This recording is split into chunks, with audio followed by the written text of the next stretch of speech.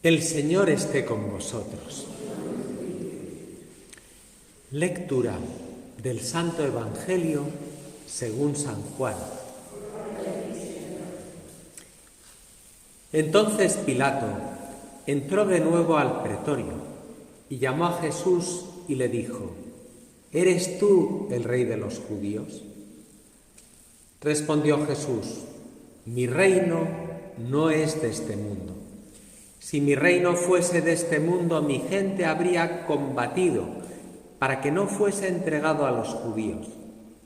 Pero mi reino no es de aquí. Entonces Pilato le dijo: ¿Luego tú eres rey? Respondió Jesús: Sí, como dices, soy rey. Yo para esto he nacido y para esto he venido al mundo, para dar testimonio de la verdad. Todo el que es de la verdad, escucha mi voz. Palabra del Señor.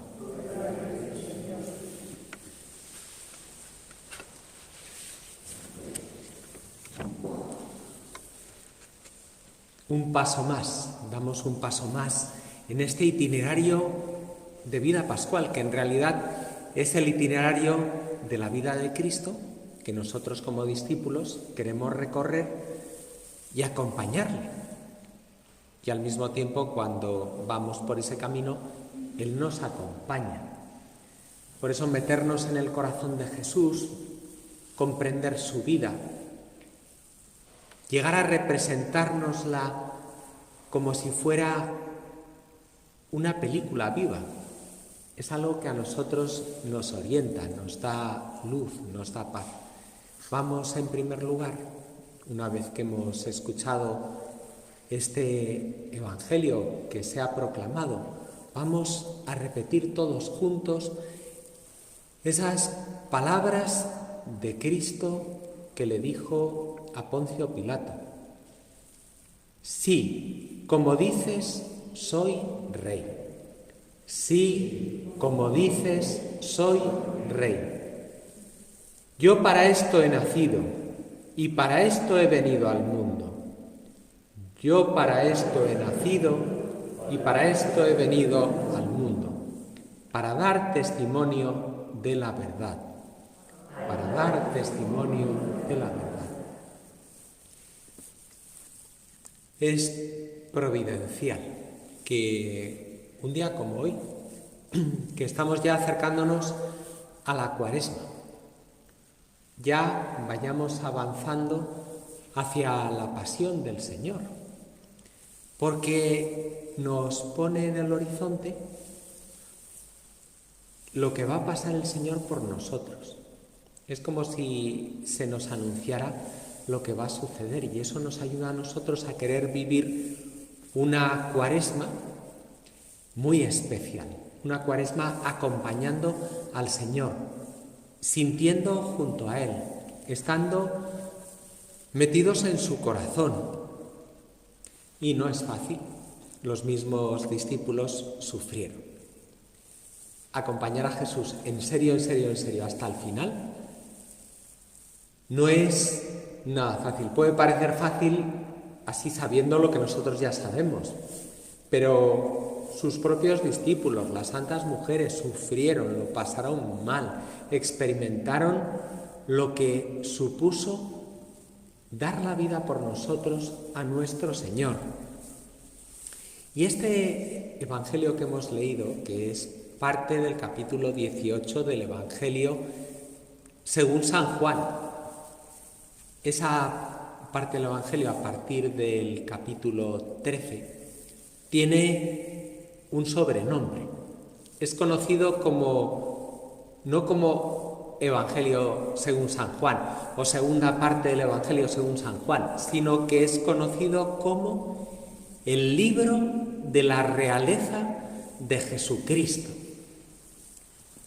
Luego tú eres rey, pregunta Poncio Pilato, como sorprendido.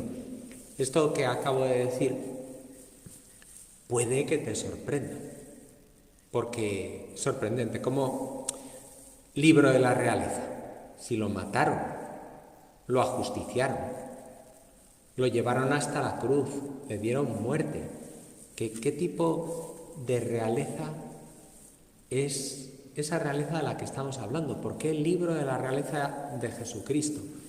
Porque desde el comienzo del capítulo 13 de San Juan, ya allí es Jesús el que tiene un pleno dominio, un pleno señorío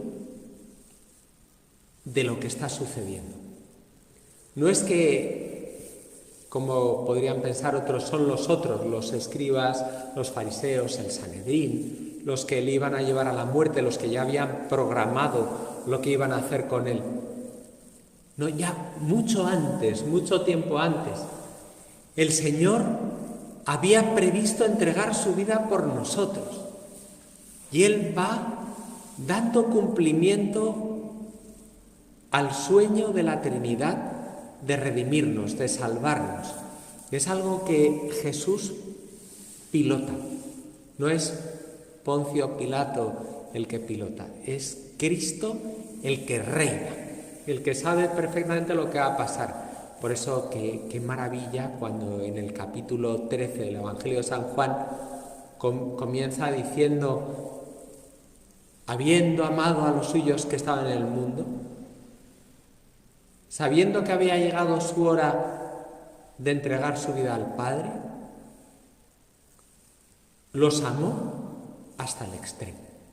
Es decir, es el Señor que, amando con un corazón encendido, decide emprender ese camino, entregar primero su cuerpo, su sangre, anticipado en la Eucaristía, y después su propia vida en la cruz. Y es en este momento, en este Evangelio que hemos proclamado, cuando el Señor es entregado a Poncio Pilato, que se encuentra con él y le hace una pregunta: ¿eres tú el rey de los judíos? Y el Señor va dirigiendo toda la conversación. No es que llegue diciendo: yo soy el rey, yo soy el Señor es tan rey que hace que sea el mismo representante del Imperio Romano, es decir, la autoridad civil de aquel momento en la Tierra Santa, el que proclamara y dijera: luego tú eres rey. Luego el Señor en otro momento va a hacer que sea el propio Caifás la autoridad espiritual, la autoridad religiosa, el que diga: luego tú eres rey, y lo afirme. ¡Qué maravilla! Que es el Señor que, con su silencio, con su sabiduría, reinando, entregando su vida, hace que los otros proclamen lo que Él de verdad es: el rey, el que reina. Y Poncio Pilato queda sorprendido. Quizá os extrañe que la imagen del icono que está ahora mismo sobre el ambón, que estáis viendo aquí delante, esta imagen no parece que sea la imagen del interrogatorio con Poncio Pilato, pero es una imagen que está unida con ese interrogatorio. También podéis ver arriba a la derecha, allí junto al arcángel San Miguel, que está dominando, es decir, ejerciendo el señorío de Cristo también sobre el mal, sobre el diablo. Y ahí vemos a la derecha que es esta misma escena. La escena que está representada en el icono está representada en nuestro retablo, es el Ecce Homo, porque es Poncio Pilato que se da cuenta de que Cristo no solamente es rey, sino que es inocente. Y en ese momento empieza a dar vueltas para ver cómo salir de ese apuro, para no tener que condenar a alguien que es inocente y además que tiene un señorío total. Le llega a decir Cristo a Poncio Pilato: tú no tendrías ningún poder si no se te hubiera dado del cielo. Fíjate que hay que tener autoridad para decirle al máximo representante de la autoridad del Imperio Romano, decirle: tú no tendrías ninguna autoridad si esto desde el cielo no te lo hubiéramos concedido. Un dominio total. Y entonces es cuando se le ocurre esa estratagema de decir: tenéis la costumbre de que os suelte a un preso por la Pascua. ¿A quién queréis que os suelte? ¿A Barrabás o al rey de los judíos? Es curioso, porque Barrabás, no sé si alguna vez has pensado en lo que significa en hebreo el nombre de Barrabás, que es Bar Abba. Es decir, el hijo del Padre. ¿A quién queréis que os suelte? ¿A Barrabás? ¿Al delincuente? ¿Al asesino? ¿Al revolucionario? ¿Al hombre caído, que tiene en su nombre todavía el ser hijo del Padre? ¿O al Hijo mismísimo de Dios Padre, que además es el Rey? Y aquellos enfurecidos gritan: queremos a Barrabás. Queremos que nos liberes al Hijo del Padre. Esto es impresionante. Ya veis que es un juego de palabras tremendo. Es decir, es yo que soy Barrabás, yo que soy un pobre pecador, herido por el pecado, y el mismísimo Bar Abba, el mismísimo Hijo de Dios, que está ahí paciente, sereno, dispuesto a intercambiar su vida en rescate para salvar al homicida. Y por eso este icono que tenemos aquí, que nos ha traído Elena, precioso, es un icono también histórico. Está pintado en el año 1879. En el Bof lo empezó a pintar allí, más que a pintar, a escribir, porque los iconos se escriben. El mismísimo Adam Chmielowicz, que luego, ya Marisha dirá si lo he pronunciado bien, porque no es fácil de pronunciar, que luego tomaría el nombre al entrar en religión, cambió su nombre por Alberto.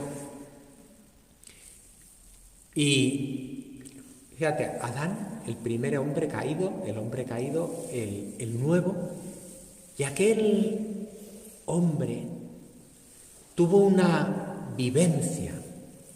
De hecho, ese hombre que era un terciario franciscano, el que promovió a los terciarios franciscanos en toda aquella zona de un modo nuevo, con nueva fuerza, y fue el inspirador de la vocación de Juan Pablo II. Y fue beatificado y canonizado por Juan Pablo II, que además era un hombre muy santo, y en un momento él se dio cuenta de todo el amor de Cristo, que está dispuesto a acompañarnos y que quiere reinar en nuestro dolor. Precisamente es el título de esta sesión: Cristo quiere reinar en nuestro dolor. Y aquí le vemos pacífico, porque no basta. Y entonces, ¿qué hacemos con Jesús, el Rey de los judíos? Crucifícale. Pero voy a crucificar a vuestro rey. No tenemos más rey que el César. Crucifícale. Y ya Poncio Pilato piensa, a ver qué puedo hacer para ablandar sus corazones. Están pidiendo la muerte de un inocente a cambio de la vida de un pecador. Ellos no se daban cuenta de lo que estaban viviendo. Cristo sí. Tú, Señor, eras plenamente consciente de lo que estabas haciendo, y eso fue lo que consiguió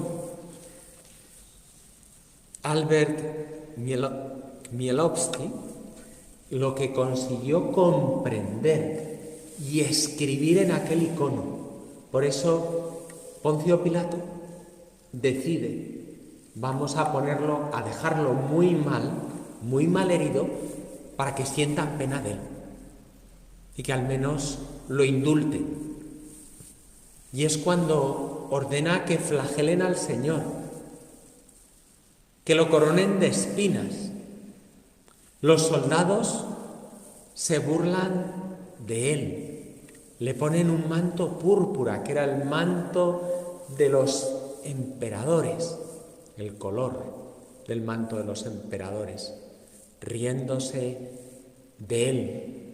Y ahí aparece nuestro Señor, representado, como lo podéis ver aquí, de color rojo sangre, rojo de entregar y derramar la propia sangre por los demás. Al mismo tiempo veis los tonos dorados alrededor del rojo, que es el tono de la realeza, de la divinidad. El tono púrpura de rey, de emperador, el rey de reyes y señor de señores. Y detrás aparece como todo de color pétreo. Es decir, es como el muro de piedra del pretorio que está detrás. Incluso aparecen dibujadas allí mismo en la pared unas figuras de piedra, como es que sin vida somos como de piedra, esos sepulcros blanqueados de los que nos habla nuestro Señor. Pues fue la experiencia mística de aquel hombre de Dios que comprendió todo el amor de Dios, lo que es su misericordia, la capacidad de amar hasta derramar su sangre, y así es como Él reina con un reinado de misericordia, dándonos la salvación, derramando su sangre. Por eso es conmovedor ver que todas las coronas de la tierra no valen nada, acaban todas en el sepulcro, en un sepulcro que luego no queda vacío, sino que allí terminan como uno más. Y sin embargo, nuestro Señor Jesucristo acabará en un sepulcro que quedará vacío por la resurrección, porque es la realeza que no está, digamos, en unos objetos, en una corona de oro, en unos diamantes, sino que es la realeza de Él mismo, del Bar Abba, del Hijo del Padre, que está dando su vida por nosotros, para liberarnos. Por eso aparece ese contraste tan fuerte entre la misericordia de Dios, que a nosotros nos sorprende. De hecho, dentro de un rato vamos a adorar, porque es que ante esta imagen,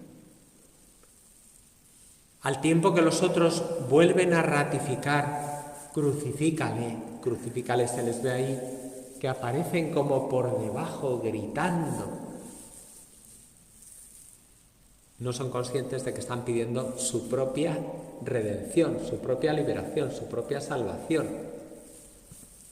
Cristo sí, porque en este libro de la realeza de Jesucristo Él es plenamente consciente de lo que está sucediendo. Igual que le dijo a Poncio Pilato, no tendrías ningún poder si no te hubiera sido dado de lo alto, si no te lo hubiéramos dado nosotros, también esa corona que es una corona de espinas, una corona de entrega, las llagas. Aquí aparece también los golpes de la flagelación, los cortes. Luego podréis acercaros y verlo de cerca, ver esas líneas. La cuerda, que es una cuerda que parece que ata y sin embargo es nuestra salvación. Y ahí es donde aparece todo eso profetizado en los poemas del siervo de Dios, del profeta Isaías. En concreto en el cuarto poema, en el capítulo 52, que se prolonga hasta el capítulo 53 del libro de Isaías, ahí aparece descrito varón de dolores, conocedor de todos los quebrantos, ante quien se vuelve el rostro, menospreciado, estimado en nada. Va describiendo esta imagen que vemos de un Cristo pacífico, roto, y sin embargo que reina. Y cuando avanza el poema, el cuarto poema, se ve que empieza a hablar de la resurrección, de la redención, de nuestra salvación. Y por eso Juan Pablo II, cuando escribió Salvifici Doloris, es una encíclica muy actual, que tiene plena actualidad en estos tiempos de pandemia, cuando nos hace ver el valor redentor del dolor. Salvifici Doloris, que es la salvación del dolor, del sufrimiento, porque es Cristo el que ha tomado sobre sí nuestras debilidades y cargado con nuestros pecados. Es Él el que ha asumido todo ese dolor y al mismo tiempo Él ya de esa manera entra en nuestro dolor, ya ha entrado. Esto es una cuestión, a veces hay personas que dicen, es una expresión, seguramente que alguna vez la hemos utilizado. Cuando le decimos a alguien, suele ser levantando el dedo. Pues levantamos el dedo índice y decimos, esto no te lo consiento. ¿Cuántas veces has dicho esa frase? Pero hay cosas que no podemos, puedes no quererlo, pero es un hecho, ya ha sucedido.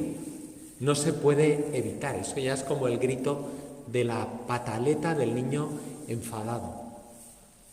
Pues, queramos o no, el Rey del Universo ha entrado en nuestro dolor, el pasado, el presente y el futuro, de toda la humanidad y de cada una y cada uno.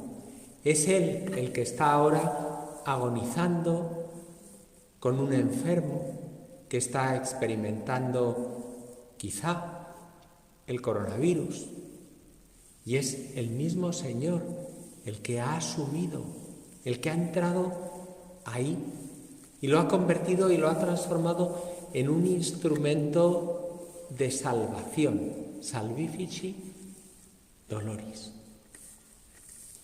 la capacidad salvífica del dolor. Y por eso también el mismísimo Juan Pablo II, en un fragmento de esa carta, nos hablaba, nos decía: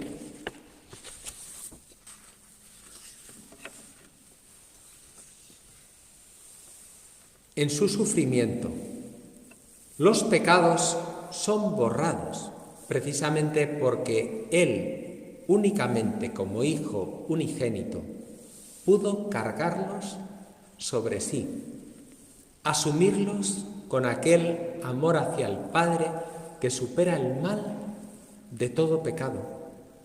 En un cierto sentido, aniquila este mal en el ámbito espiritual de las relaciones entre Dios y la humanidad y llena este espacio con el bien.